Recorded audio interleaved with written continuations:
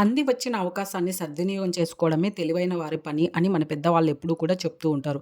అందుకు ఉదాహరణగా ఒక కథ చూద్దాం ఈరోజు. ఒక యువకుడు ఒక రైతు కూతుర్ని పెళ్లి చేసుకోవాలని ఆశపడ్డాడు.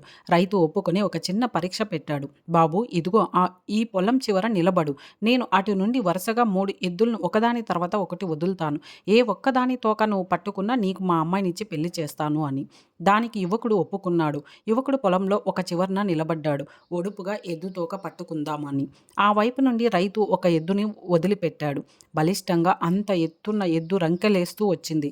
దాన్ని చూసి యువకుడు బెదిరిపోయి పక్కకు తప్పుకొని తర్వాత ఎద్దు కోసం ఎదురు చూస్తూ ఉన్నాడు. అది మొదటి దానికన్నా భయంకరంగా ఉంది. బుసలు కొడుతూ రంకెలేస్తూ ముందుకు దూసుకొచ్చింది.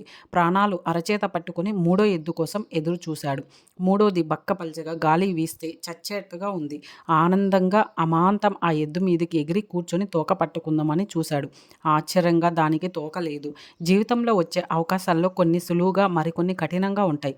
ఇంకో మంచి అవకాశం రాకపోతుందా అని కనిపిస్తున్న దాన్ని వదిలేస్తే మంచి అవకాశం మళ్ళీ రాదు.